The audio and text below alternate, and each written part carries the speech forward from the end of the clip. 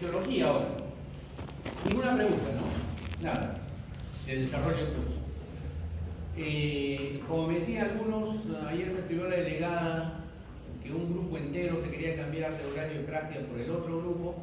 Si los grupos enteros están de acuerdo, se cambia. Si hay uno que esté en desacuerdo, tienen que convencerlo. ¿Ya? Si no, todo sigue igual. Si alguno de ustedes tienen dificultades en las aulas teóricas y prácticas, tienen que avisar, no pueden aparecerse de pronto, porque el doctor Cruz en la práctica nos va a sacar.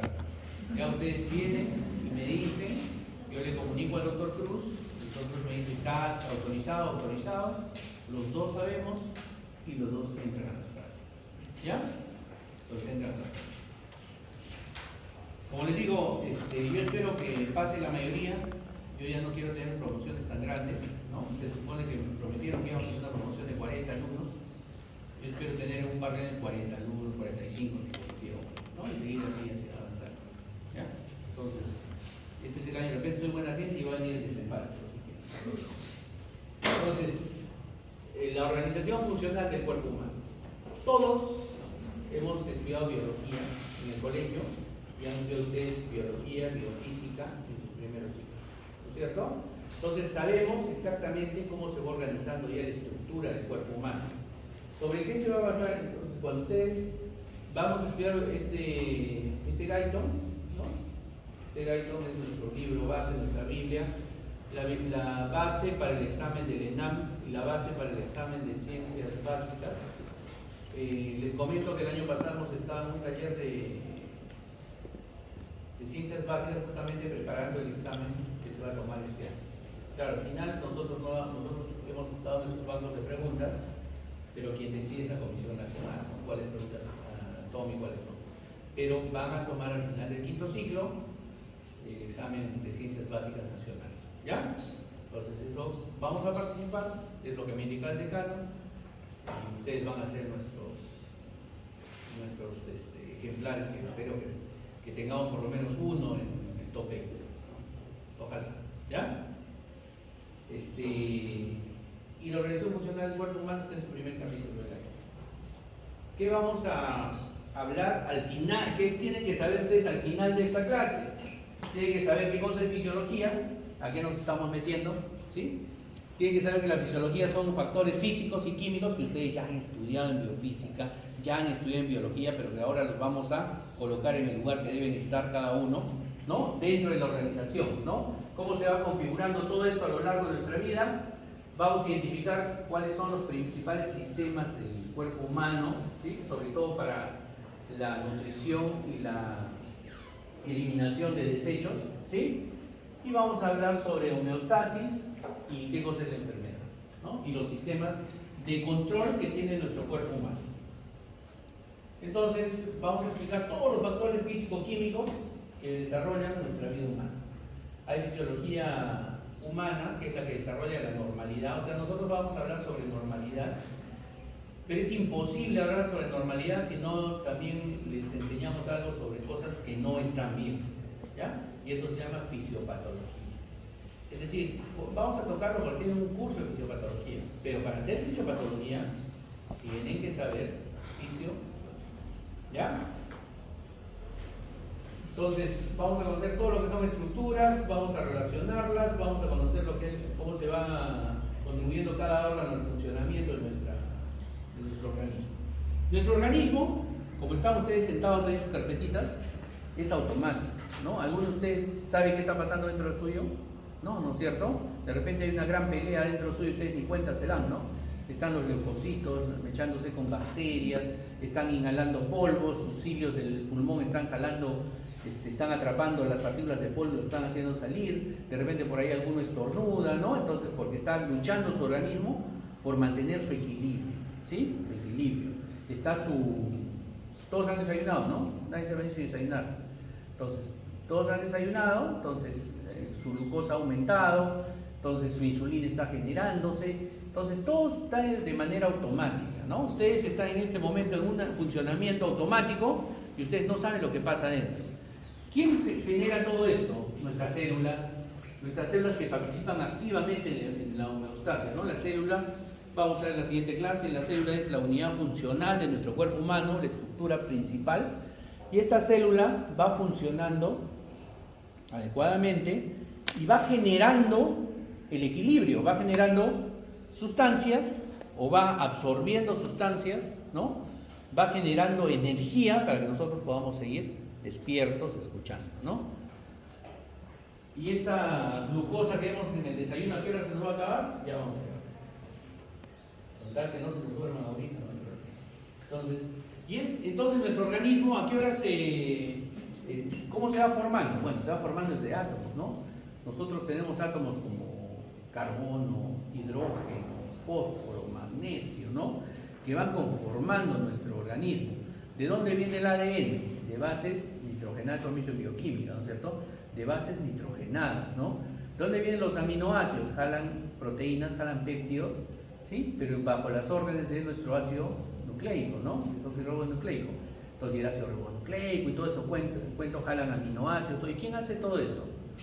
¿Quién lee eso? Son bases nitrogenadas, con carbono, con el ácido de fósforo. Entonces todos esos átomos están en nuestra organización. En algún momento, hace miles de millones de años, en algún lugar extraño en nuestro planeta, se juntaron el nitrógeno con el carbono y comenzaron a generar ácido nucleico, comenzaron a generar células, ¿no es cierto? Y comenzó nuestra evolución. Ya, si alguno quiere que vino el chispazo divino por ahí, comenzó a generarse. Esto generó células, ¿no es cierto? Seres unicelulares que comenzaron a tener automaticidad, funcionamiento autónomo, ¿no? Y estas células finalmente van a formar tejidos, ¿no? Estos tejidos especializados algunos, ¿sí? Vamos a generar músculo, grasa, piel, mucosas, ¿no? Y estos tejidos van a formar sistemas con órganos, ¿no es cierto? Los órganos van a formar sistemas. El sistema respiratorio, el sistema cardiovascular, el sistema digestivo, exactamente como hemos dividido nuestro curso, ¿ya? Entonces, vamos a estudiar sistemas nosotros, pero cada sistema va a estudiarse en base a la formación atómica, celular, tisular y de órganos, ¿ya? Entonces, quiere decir que si yo voy a estudiar en la fisiología cardiovascular, tengo que saber que existen células cardíacas, ¿no? Estas células del corazón, ¿sí? Van a tener un funcionamiento adecuado de acuerdo a cómo va su medio interno y su medio externo. Es decir, estas células del corazón no están ahí nada más, ¿no? Sino que nuestro corazón está latiendo constantemente. Nuestras células del sistema nervioso central, del cerebro, ¿están funcionando en este momento? Sí, ¿no es cierto? Están funcionando. Ustedes mejor, porque ustedes son estudiantes de medicina, ¿no? Entonces ustedes tienen un nivel alto en ese funcionamiento del celular. Las células del cerebro en este momento se están comiendo todo el azúcar que tienen ustedes en el organismo. No les interesa a ellas el páncreas, qué funciona el hígado. No, las células las neuronas se comen el azúcar sin interesarles nada, ¿ya? El oxígeno, también consumen más oxígeno las células del cerebro. Eso quiere decir que mientras ustedes duermen, siguen gastando energía, ¿no? Están durmiendo y siguen gastando energía. Así se queden dormidos y no coman, entonces van comenzando a bajar de peso, y su cerebro comienza a hacerse disfuncional porque no tiene glucosa, oxígeno, ¿ya? Entonces, es automático, nuestro organismo es totalmente automático y funciona en las bases desde átomos, células, tejidos, órganos, sistemas y finalmente nuestra conformación del organismo humano. Nivel químico, los principales átomos, ¿no? Carbono, hidrógeno, oxígeno, fósforo, nitrógeno. Entonces, nuestro planeta tiene mucho nitrógeno y casi todo lo conformamos nosotros. ¿En dónde va principalmente las bases nitrogenadas? En el ADN. Si no hubiese base nitrogenada, no existiría. En este nivel viene el nivel celular. Y el nivel celular nos va a decir, esta es solo una introducción porque vamos a hablar de este tema 3 o 4 veces en el desarrollo de biología. Quiere decir que a nivel celular existe la célula con su membrana, que la vamos a ver ya en la siguiente clase. Vamos a ver lo bonito que es la membrana celular. Vamos a ver que la membrana celular es el centro de todo lo que existimos, porque si no existiría membrana celular, no existiríamos nosotros. La membrana celular divide el interior de la célula con el exterior. exterior de la célula. El interior de la célula tiene una composición, se llama intracelular. Lo llamamos medio interno. Y el extracelular, el que está fuera de la célula, se llama medio externo. Tiene una composición diferente. Dentro de esta composición diferente hablamos de los líquidos. Nosotros, seres humanos, tenemos 40% de los líquidos cuando somos adultos. Cuando somos menores de un año, tenemos 70% de agua en nuestro organismo. Pero cuando vamos creciendo, nos vamos deshidratando, van creciendo nuestros músculos, todo, y van creciendo los huesos, y los huesos no tienen agua, y tenemos 60% de líquido en nuestro organismo. ¿Ya? De ese 60% de los líquidos en nuestro organismo, dos tercios están dentro de la célula. ¿Sí? Están dentro de la célula, no una, sino de todas las células del organismo. Y un tercio está fuera de la célula. O sea, menos de la mitad, ¿no es cierto? Ese tercio que está fuera de las células lo conforman la sangre, lo conforman el plasma, lo conforman los líquidos intraarticulares, los líquidos virtuales como el líquido peritoneal, el líquido pleural, el líquido cefalorraquídeo, etc. ¿Ya? Entonces, tenemos toda esa cantidad de líquidos. Si nosotros perdemos líquido, entonces vamos a perder primero el líquido extracelular, ¿no es cierto? Es lo que vemos. Nos da una hemorragia, ¿no? Entonces ya aprenderán con el tiempo, ¿no? 150, 250, 350, 1 litro, 2 litros de sangre que se pierden en una fractura, por ejemplo, ¿no? Entonces vas perdiendo la sangre. ¿Sí? Como vas perdiendo sangre, entonces pierdes líquido extracelular. ¿Qué pasa con tus células? Tus células muy nobles sueltan el líquido. Y entonces tratan de recuperar ese volumen. Y se van deshidratando tus células. Y entonces cuando tienes un paciente, por ejemplo, ¿no? Tienes un paciente que se está chocando, que se está perdiendo el conocimiento. ¿Qué es lo que sucede? Sale el líquido de las células,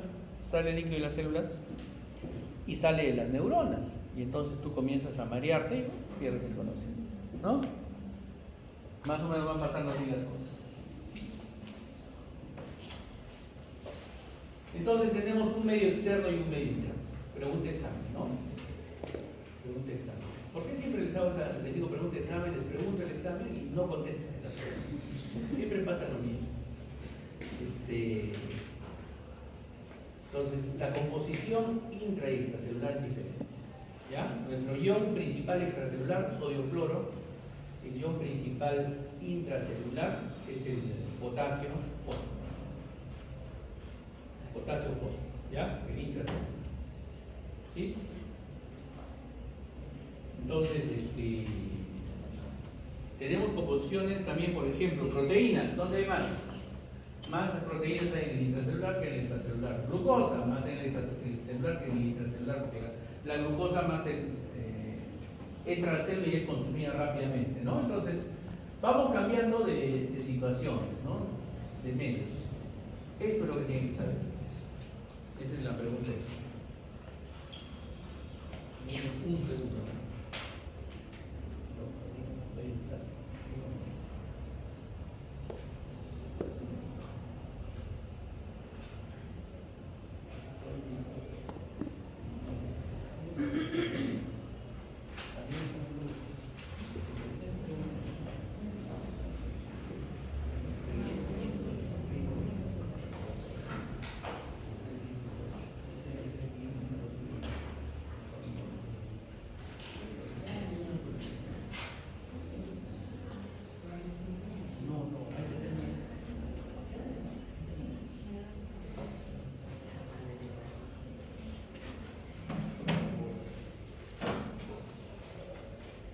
En el líquido extracelular tenemos diferentes, diferentes nutrientes, ¿no es cierto?, que tenemos que obtener. ¿Cuál es el principal nutriente que tenemos nosotros en este momento? ¿Qué estamos consumiendo de alimento en este momento? Oxígeno. Si nosotros no consumimos oxígeno, nos morimos. Nuestro organismo no almacena oxígeno. 4 minutos de oxígeno tenemos para que nuestro cerebro deje de funcionar. ¿Ya? 4 minutos. ¿Ya? Entonces, cuando ya vayan creciendo, ya hagan ustedes sus cursos, todo se basa en fisiología. Cuando hagan su curso de BLS, ACLS, reanimación cardiopulmonar, todo le van a decir 4 minutos le van a repetir como loritos, pero no saben por qué, ¿no? Entonces, esos 4 minutos son porque nuestro organismo no almacena oxígeno, ¿ya? Y tenemos la reserva de oxígeno que estadísticamente ha demostrado que en 4 minutos tenemos todavía para que nuestras neuronas sean reanimadas. Como les decía, a las neuronas no les interesa nada, ¿no? Se consume el oxígeno de todo el mundo. Ya, entonces, el oxígeno es el principal nutriente. Ya, entonces ya después vamos a ir aprendiendo, ahí tenemos un laboratorio de simulación que ahorita lo vamos a equipar ya, y que cuando lleguen ustedes ahí va a ser una cosa extraordinaria. Ahí les vamos a enseñar cómo darle oxígeno a un paciente, cómo manipular la vida del paciente, etc., ¿no? Entonces, la segunda forma de nutrición nuestra es el sistema digestivo, y ahí sí ya vienen sus hamburguesitas, ¿no? Sus parrilladitas, lo que les gusta comer. Entonces, ahí sí viene la segunda, en la segunda parte de la nutrición. La tercera parte de la nutrición es el hígado. El hígado es algo diferente, más bien, porque el hígado aprovecha los nutrientes que ingresan, sobre todo por el sistema digestivo, y algunas cosas no son digeribles o no son alimento para nosotros. Pero el hígado los cambia con sus enzimas, por ejemplo las grasas, ¿no? El hígado secreta enzimas, ¿no? Secreta bilis, secreta ácidos biliares, sales biliares, que hacen que la grasa la podamos digerir. Y es necesario que ingiramos grasa, sí es necesario, porque tenemos tejido graso, nuestras células, la membrana celular se basa en lípidos, ya lo vamos a ver, ¿no? Y entonces el hígado nos ayuda en eso, es parte importante de la nutrición, ¿ya? Cuando nuestro hígado no funciona bien, comenzamos a desnutrirnos y comenzamos a tener problemas. Y el cuarto es el sistema osteomuscular. El sistema osteomuscular nos permite coger los alimentos y todo eso. ¿Y cómo eliminamos los alimentos?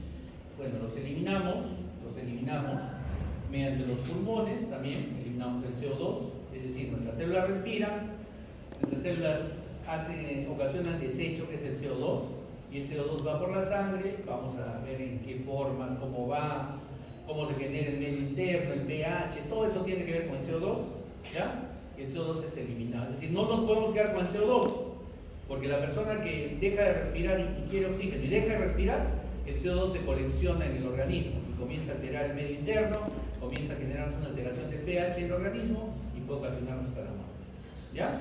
Entonces, eso es importante. Tercero, ¿cómo eliminamos más desechos? Por el aparato digestivo y por el riñón. O sea, más por el riñón. ¿Por qué? Porque en el riñón eliminas casi 1200 mililitros de orina al día. Y tú barres ahí drogas, barres toxinas, barres desechos, todo en el riñón.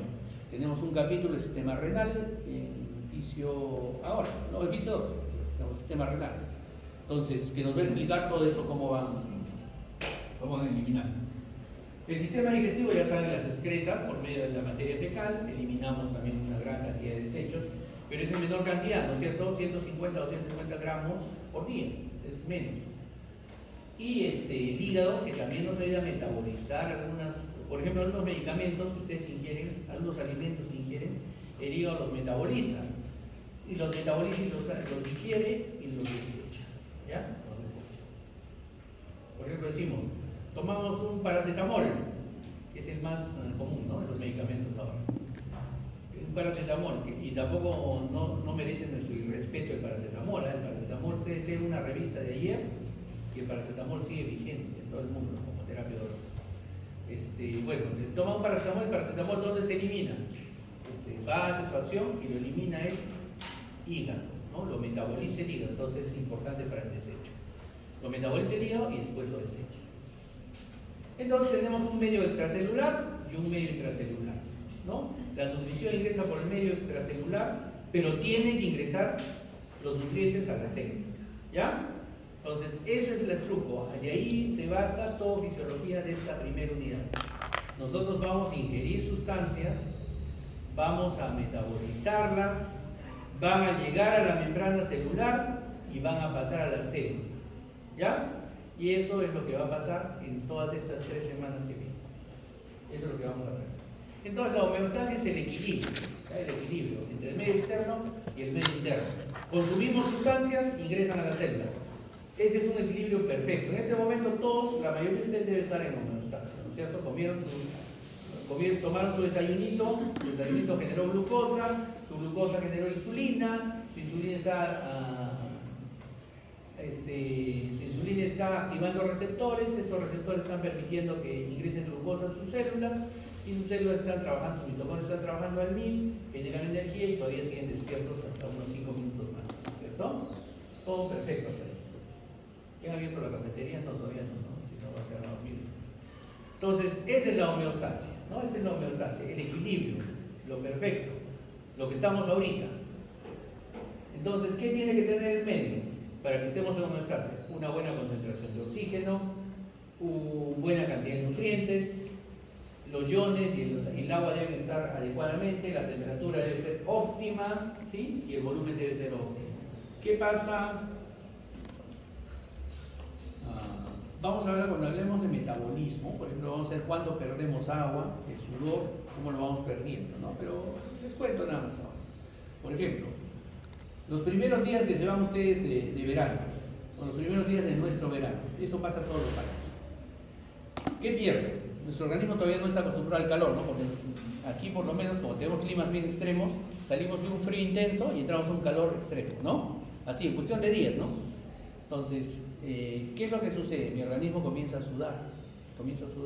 Y al sudar, ¿qué va pasando? Elimino ¿qué cosas? Elimino líquido y elimino iones, ¿ya? Pero conforme va, entonces, ¿qué tengo que reponerme esos días?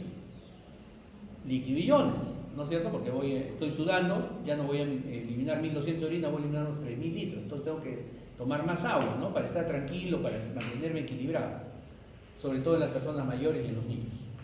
Pero pasados los días, mi organismo cambia su homeostasia, se controla, eso lo vamos a ver un momentito más. Entonces, es un órgano de control, ¿sí? Mi organismo dice ya, ahora sí, voy a eliminar agua, pero ya necesito retener mis iones. Entonces, genera hormonas que van, la DHA, etc., ¿no? La aldosterona genera. Entonces, voy a comenzar a retener sodio, voy a comenzar a retener potasio y solo voy a eliminar agua. Entonces mi sudor cambia, ya no es con iones, mi sudor solo es agua. Y entonces, después de 2 semanas ya no tomo líquidos con electrolitos, sino que tomo solo agua, porque estoy perdiendo agua. Y entonces cambia el tipo de nutrición, ¿ya? ¿Quiénes manejan mucho esto? Los entrenadores de los atletas, ¿no? De cualquier deporte. Manejan mucho porque ellos, por sus viajes, ¿no? Se someten a climas extremos. Ellos ya saben con qué hidratar a cada uno de sus atletas, ¿no? Fisiólogos del deporte. Y si se altera, viene la enfermedad. Si se altera la homeostasia, viene la enfermedad. ¿Quién me puede hacer alterar la homeostasia? Lo que les digo, calores extremos, fríos extremos, bacterias, ¿no? Entonces van cambiando, ¿no? La homeostasia fue, esto no es en su libro, la homeostasia fue, digamos, estructurada por Claude Bernard y Walter Cannon, ¿no? Entonces ellos nos enseñaron los principios del equilibrio de la homeostasia, es decir, cómo la homeostasia producía de que nosotros podamos tener una vida tranquila, ¿sí? Entonces, cómo el sistema nervioso podía equilibrarnos.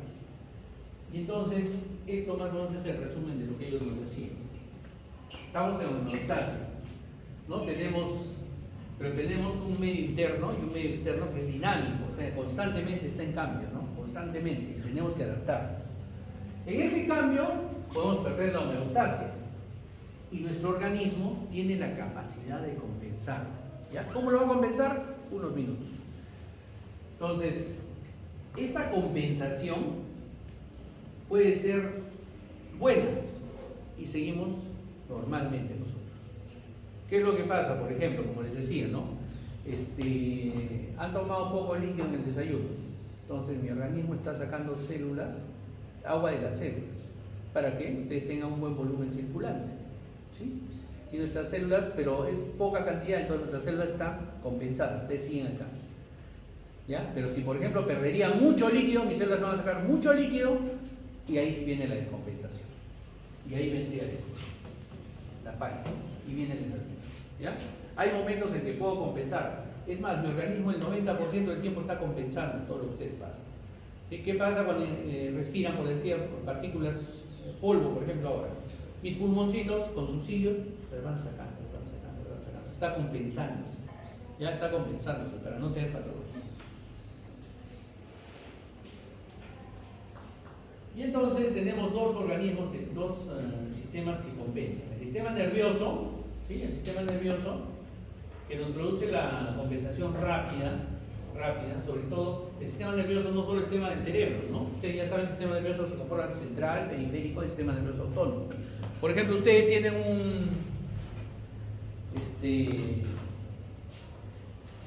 viven en un sitio oscuro, lejano, no conozco su casa, ¿no? Un sitio oscuro, lejano. Y de pronto se bajan del bus y tienen que caminar 3 cuadras a su casa y ahí ven unas personas extrañas, ¿sí? Y su corazón se comienza a acelerar, ¿ya? Se comienza a acelerar y bien que se les acerca y ustedes comienzan a correr, ¿no? Como gacelas, ¿no? Nadie los alcanza. Llegan a su casa, cierran la puerta todo un momentito más y nuevamente su organismo se tranquiliza. Eso fue inmediato, ¿no es cierto? Fue inmediato. El sistema nervioso simpático les dio la energía, utilizó glucosa, ¿no? Les aceleró el corazón bombeó más sangre, permitió que sus músculos se irriguen y ustedes corrían, ¿no es cierto? Y nadie los alcanzaba. Mucha gente, cuando pasa eso, ni cuenta se de lo que ha hecho, ¿eh? Ni cuenta se de lo que ha hecho. ¿Sí? A los velocistas de 100 metros los pasan delante de ellos y siguen corriendo, porque tu sistema nervioso simpático es automático, ¿no? Es involuntario, ¿ya? Es una forma de compensación. El sistema nervioso es el que más rápido se compensa, cuestión de minutos.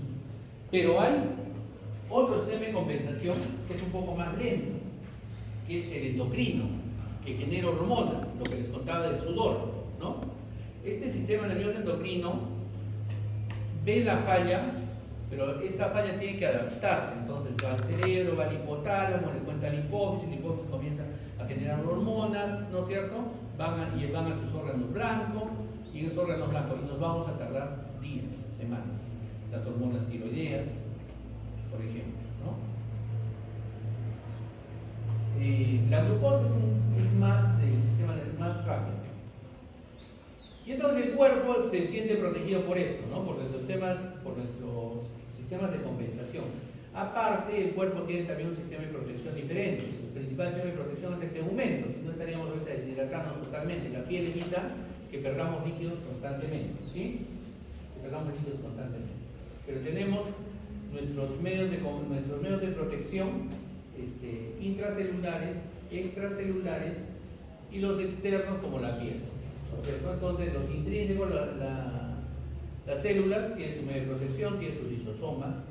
Los medios externos, también tenemos los órganos, las células que se protegen en forma autoclina y paraclina, quiere decir una célula puede protegerse a sí misma, puede proteger a la que está al lado. Y los medios de protección extrínsecos son los que les acabo de comentar: el sistema nervioso central y el sistema hormonal. Entonces, este sistema de control que tiene el organismo para defenderse requiere una injuria, un desequilibrio, y requiere unos sensores. Nuestro organismo está lleno de sensores, ¿ya? Estos sensores, que son generalmente de presión o son químicos, estos sensores van a ir a un centro integrador, generalmente el sistema nervioso central. Y este sistema nervioso central va a integrar esa sensación, esa señal que mandan los sensores externos, los sensores periféricos, y va a dar una respuesta, ¿ya? Y va a dar una respuesta positiva o negativa, pero va a dar una respuesta que va a intentar equilibrar o mejorar la situación.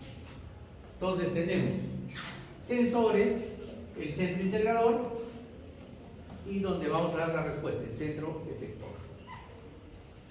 Un poco complejo, vamos a los ejemplos. Entonces, estos se llaman sistemas de retroalimentación. Y toda esta última parte viene preguntas de examen. Sistemas de retroalimentación. ¿Y por qué tanto insisto? Los que alguna vez han llevado oficio antes. ¿Y por qué tienen que saber los sistemas de retroalimentación si no nos pasan eso? Porque de acá hacia adelante, todo es sistemas de retroalimentación. Todo, absolutamente todo. Fisio, dos, fármaco, fisiopato, clínica. Todo es con sistemas de retroalimentación. ¿Ya? Entonces, estos sistemas de retroalimentación, por ejemplo, positiva, cuando potencias el efecto, dice la población sanguínea, ahorita voy a explicarles cómo.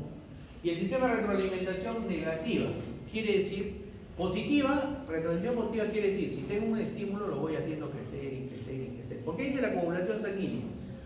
Porque cuando tú tienes un corte, que sangras, ¿no es cierto? Entonces vienen tus plaquetitas rápido, se pegan, pero las plaquetitas no son suficientes. El truco de las plaquetitas es que se desconforman y sueltan sustancias. Y esas sustancias vienen y jalan factores de coagulación. Esos factores de coagulación comienzan a trabajar ahí y van a formar fibrina. Y esa fibrina va a pegarse a las plaquetas. Y esa fibrina, como es como una red, como una soga, va a jalar glóbulos rojos, glóbulos blancos. Lo que pasa por ahí lo va pegando y pegando y forma un coágulo. ¿Ya? Y ese coágulo va creciendo. Es decir, comenzaron las plaquetas y vino los factores de coagulación, vino la fibrina, comenzaron a pegarse glóbulos blancos, comenzaron a pegarse más plaquetas. Retroalimentación positiva, se va haciendo más fuerte, más fuerte, más fuerte. ¿Ya? Hasta que se consolide el coágulo ahí y tapa el agujero y deja de sangrar. ¿Ya? No hagan pruebas en vivo, ¿no? ¿Ya? Entonces, y en cambio el sistema de retroalimentación negativo quiere decir que hay algo que aumenta su nivel o baja su nivel. Yo tengo que o elevarlo o disminuirlo, pero tengo que llevarlo al lugar normal. ¿Ya? Generalmente es que algo se eleva y yo lo bajo a su nivel normal. Ejemplo más clásico, la glucosa, lo que les contaba, ¿no es cierto? Hoy día ustedes han tomado su desayuno, ya están pasando los efectos, ¿no? Han tomado su desayuno y ¿cuántas calorías tienen que tomar con su desayuno? Ustedes son jovencitos y que andan en eso, sobre todo las chicas. No, las de medicina no. Las de otras carreras sí andan contando sus calorías y cómo no comen. Las chicas cuando están en quinto ciclo, sexto ciclo ya comienzan a hacer lo mismo, pero ahora no, ahora comen no. Ya. Entonces, ¿cuántas calorías debería tomar un desayuno? 200 calorías, más o menos, ¿no? 150 o 150. Ya. Pero eso te da glucosa, ¿no es cierto? Te da glucosa, ¿sí? Y esa glucosa va a elevar su nivel. Normalmente deberías tener en ayunas 80, 90, 100 de glucosa, ¿no? Ustedes chiquillos son, pues, todavía ni visos de diabetes tienen. Entonces, más o menos así, ¿no? Entonces suben su glucosa a unos 130, 140, ¿no? Ese tiempo. Pero eso ya es una curva de glucosa alta, ¿no? Entonces, esa glucosa va y el páncreas la capta, ¿no? Tiene sensores. Esa glucosa no va a entrar a las células, sino tiene un ayudante que se llama insulina. Entonces, la glucosa alta le dice al sensor, la glucosa alta tiene sus sensores en el páncreas, ¿no? El sistema digestivo. Y le dice, oye páncreas, tengo glucosa alta. Listo, entonces agarra y le abre su compuerta el páncreas y le suelta insulina, ¿no? Por células beta. Esa insulina va a las células y las activa, y activa otros receptores dentro de la misma célula, otros receptores, y esos son los que van haciendo entrar la glucosa, ¿no? Van haciendo entrar la glucosa. Y entonces su nivel de glucosa en la sangre, que en un momento fue 130, 140, baja normal. En 1 o 2 horas debe estar en su nivel normal. ¿Ya? Su nivel normal. Y después de 2 horas, pues yo como ahora y como a las 2 de la tarde. Entonces ahí viene otra retroalimentación. Porque cuando comienza a bajar la glucosa, entonces viene y le dicen, oye hígado, necesito azúcar. Y entonces el hígado comienza a transformar su glucógeno en azúcar y lo sube a un nivel donde ustedes siguen vivos hasta las 2 de la tarde. ¿Ya? Entonces, esa es nuestra retroalimentación. ¿Estamos de acuerdo? ¿Sí?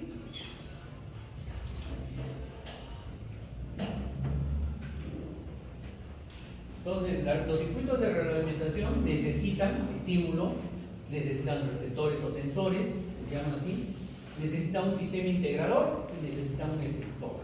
¿Sí? ¿Estamos de acuerdo? La glucosa se eleva, generamos insulina y la llevamos a nuestro nivel normal. Retroalimentación negativa. ¿Qué más pasa? Por ejemplo, esta es glucosa, ¿no es cierto? Ya, acá tenemos, este es el páncreas. Tenemos, por ejemplo, la de los estrógenos en el periodo menstrual, en el ciclo menstrual, el ciclo ovárico. ¿Ya? Entonces, comenzamos en la primera etapa del ciclo ovárico, generamos estrógenos, mayor cantidad de estrógenos.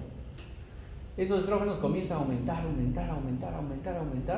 hasta que ya el ovulito está ya madurito y dice, no, ya tiene que salirse del ovario, ¿no?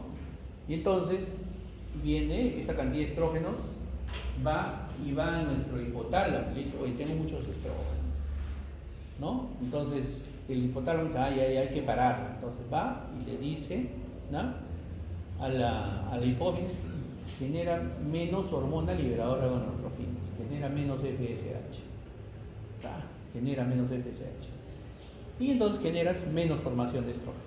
Retroalimentación negativa. ¿Qué pasa en su organismo?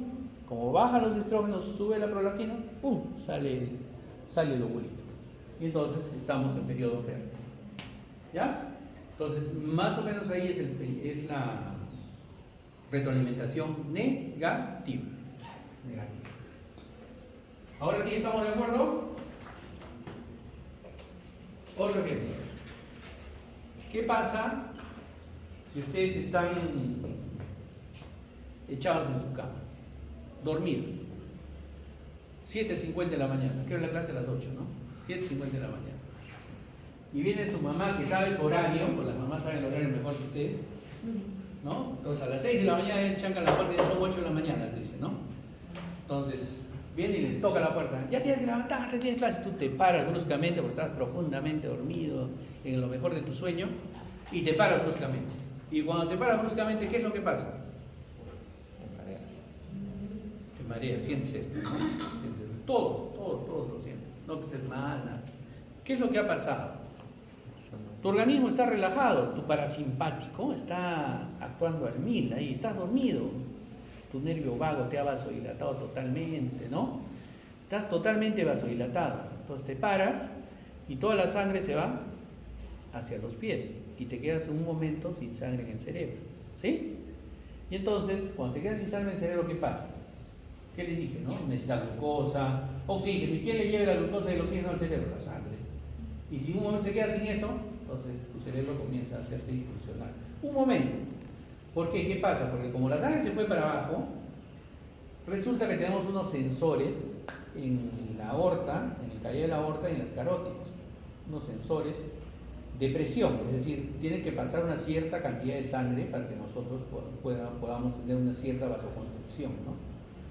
Entonces, cuando siente que está llegando menos sangre porque están acá abajo y no tiene mucha sangre el corazón, ya bombea menos sangre, entonces ellos sienten eso y le dicen al cerebro, oye, estoy sin sangre, ¿no? Entonces tienes que activar tu sistema nervioso autonómico, activa tu sistema simpático, y entonces el sistema simpático va a los pies, va a los vasos en general, los cierra y la sangre comienza a subir. Y tú ya te pones en buen estado, ¿sí? Entonces, potencia es un efecto, ¿no? Entonces, potencia, tu frecuencia cardíaca aumenta, el corazón late más fuerte, lleva más sangre al cerebro y te equilibras. Otro ejemplo positivo, el trabajo de parto. El trabajo de parto se inicia con las contracciones del fondo del útero, ¿no? Cuando el niño ya llegó a las 40 semanas, voy a expulsar el producto. Entonces comienza a generar oxitocina mi hipófisis posterior. Comienza a generar oxitocina.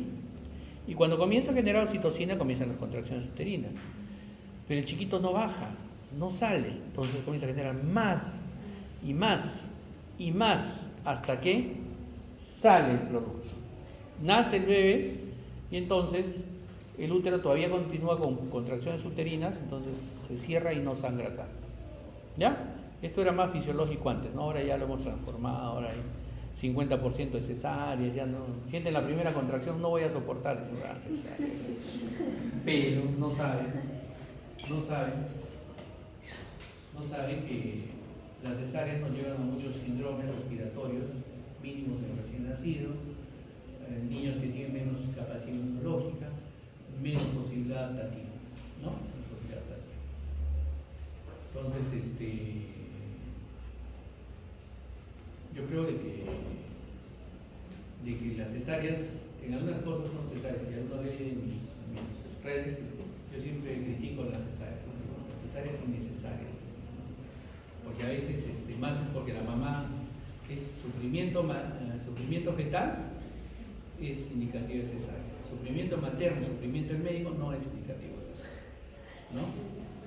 Entonces, pero bueno, la oxitocina produce esto. Ese estrés que tiene el niño,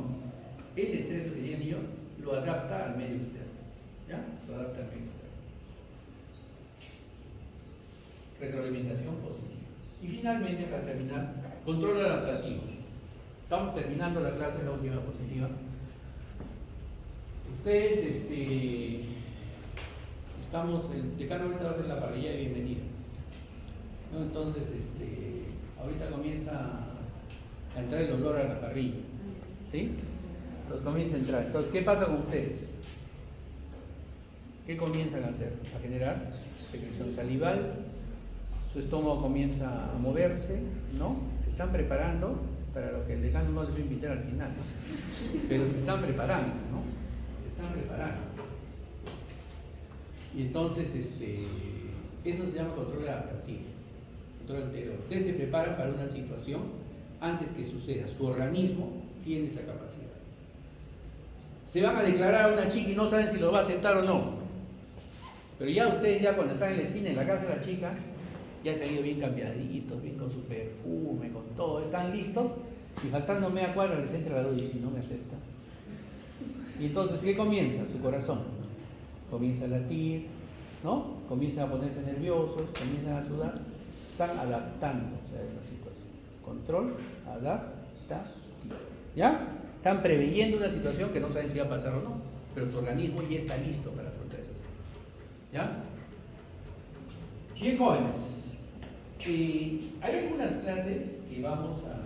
O sea, el curso está diseñado para que tengamos algunos espacios en blanco, porque tenemos que... No habíamos previsto estos dos primeros días, los días que no íbamos a tener clases. Bueno, ya estamos igualados con el grupo A. Estamos dejando un espacio para su semana, que me parece que tienen juegos florales, ¿ya? En este ciclo toca juegos florales, me parece. Entonces estamos dejando un espacio para los juegos florales, ¿ya? Y porque todos se van, ¿no? Es la indicación de la universidad. Todos se van. O sea, no sé qué semana va a ser nuestra todavía programada, pero estamos dejando un espacio. Por lo que a veces su cronograma se va a deshacer, se va a malograr en un momento el cronograma que les estoy enviando, ¿ya? Pero eso no quiere decir, se está dejando el espacio para que ustedes al final podamos llegar con los exámenes a cumplir, ¿ya? Eso es lo importante. Segundo, necesito un delegado de este ciclo. Ya tengo el delegado, la señorita Durán va a ser el grupo A, necesito un delegado del grupo B.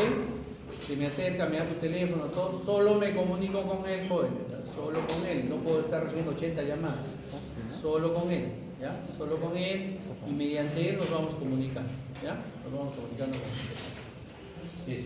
Que sea de consenso el delegado, ¿eh? No va a ser un delegado que solo está él y después no conoce nada, ¿ya?